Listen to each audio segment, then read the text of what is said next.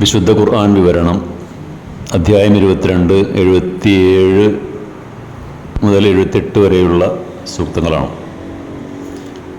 വിശ്വാസികളെ, നിങ്ങൾ ദൈവത്തിനു മുമ്പാകെ കുനിയുകയും പ്രണമിക്കുകയും ചെയ്യുക.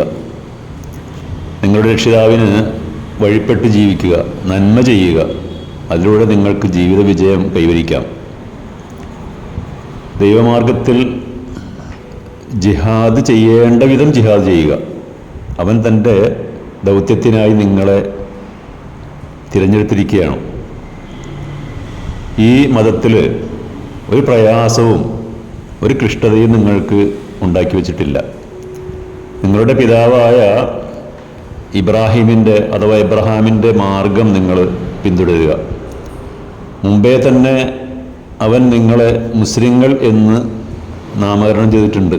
ഇതിലും അഥവാ ഈ ഖുർആനിലും അതുതന്നെയാണ് നിങ്ങളുടെയും നാമം. ദൈവദൂതൻ നിങ്ങൾക്ക് സാക്ഷിയാകുവാനും നിങ്ങൾ മറ്റു ജനങ്ങൾക്ക് സാക്ഷികളാകുവാനും നിശ്ചയിക്കപ്പെട്ടിരിക്കുകയാണ്. അതിനാൽ നമസ്കാരം കൃത്യമായി നിലനിർത്തുക, സക്കാത്ത് നൽകുക, ദൈവമാർഗം മുറുകെ പിടിക്കുക. അവൻ മാത്രമാണ് നിങ്ങളുടെ രക്ഷകൻ. അവൻ എത്ര നല്ല രക്ഷകനാണ്, എത്ര നല്ല സഹായിയാണ്. ഈ അദ്ധ്യായത്തിൻ്റെ പരിസമാപ്തിയോടനുബന്ധിച്ചുള്ള ഒരു ഉത്ബോധനമാണ് ഈ സൂക്തങ്ങളിൽ വിവരിക്കുന്നത്. ഇത് പ്രധാനമായും എടുത്തു പറഞ്ഞത് ഏകദൈവത്തിൽ, അതേപോലെ പരലോകത്തിൽ, പ്രവാചകന്മാരിലൊക്കെ വിശ്വസിക്കുന്നവരിൽ അനിവാര്യമായും ഉണ്ടായിരിക്കേണ്ട അടിസ്ഥാന സ്വഭാവങ്ങളെക്കുറിച്ചാണ്. അതിലേറ്റവും പ്രധാനപ്പെട്ടത് നമസ്കാരമാണ്. നിത്യവും 5 നേരം കൃത്യസമയത്ത് നിർവഹിക്കേണ്ട നമസ്കാരങ്ങളുണ്ട്. അതോടൊപ്പം തന്നെ അതിനോടനുബന്ധിച്ചുള്ള ഐച്ഛികമായ നമസ്കാരങ്ങളുമുണ്ട്. നിർബന്ധ നമസ്കാരങ്ങളോടനുബന്ധിച്ചുള്ള ഐച്ഛിക നമസ്കാരങ്ങൾ, പിന്നെ അതുപോലെ തന്നെ രാത്രിയുടെ അന്ത്യയാമങ്ങളിൽ നിർവഹിക്കേണ്ടുന്ന അതും ഐച്ഛികമായ നമസ്കാരം തന്നെയാണ്, വളരെ പ്രധാനപ്പെട്ടതുമാണ്. ഇതൊക്കെ കൃത്യമായി അനുഷ്ഠിക്കുന്നതിലൂടെ ദൈവത്തിൻ്റെ സാമീപ്യം നിങ്ങൾക്ക് കരസ്ഥമാക്കാൻ കഴിയും. മറ്റൊന്ന്, നിർബന്ധമായും ഐച്ഛികവും ചെയ്യേണ്ടുന്ന ദാനധർമ്മങ്ങളാണ്.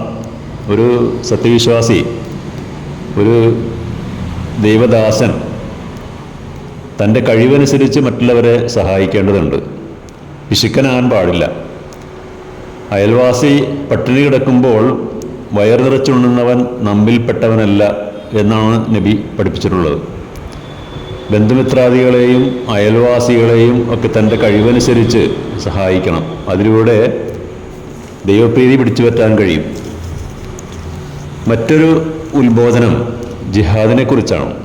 ഇക്കാലത്ത് വളരെയധികം തെറ്റിദ്ധരിക്കപ്പെട്ട ഒരു വാക്കാണ് ജിഹാദ്.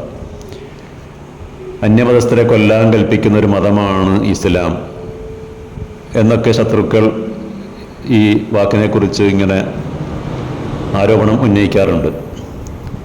യഥാർത്ഥത്തിൽ ഈ ജിഹാദ് എന്നത് വളരെ വിശാലമായ അർത്ഥതലങ്ങളുള്ള ഒരു വാക്കാണ്.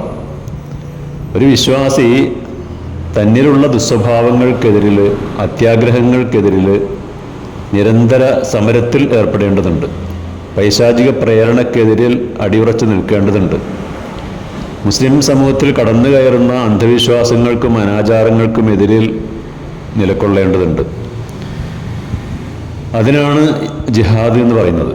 ഒരു യുദ്ധം കഴിഞ്ഞ് തിരിച്ചു വരികയായിരുന്ന തൻ്റെ ശിഷ്യന്മാരോട് നബി തിരുമേനി പറഞ്ഞു, ഇനി നാം ചെറിയ ജിഹാദിൽ നിന്ന് വലിയ ജിഹാദിലേക്ക് മടങ്ങിയിരിക്കുകയാണ്. എന്താണ് ആ വലിയ ജിഹാദ് എന്ന് ചോദിച്ചപ്പോൾ ശിഷ്യരോട് പ്രവാചകൻ പറഞ്ഞത്, ദൈവദാസൻ തൻ്റെ ആസക്തികൾക്കെതിരിൽ നടത്തുന്ന കഠിനമായ യജ്ഞം എന്നാണ്. മുജാഹദ എന്നാണ് അതിന് പറഞ്ഞ വാക്ക്. അപ്പോൾ ചുരുക്കി പറഞ്ഞാൽ ഓരോ വ്യക്തിയെയും അവൻ്റെ കുടുംബത്തെയും സമൂഹത്തെയും ഒക്കെ നന്നാക്കിയെടുക്കുന്ന സംസ്കരണ പ്രവർത്തനങ്ങളാണ്, അധ്വാന പരിശ്രമങ്ങൾക്കാണ് ജിഹാദ് എന്ന് പറയുന്നത്.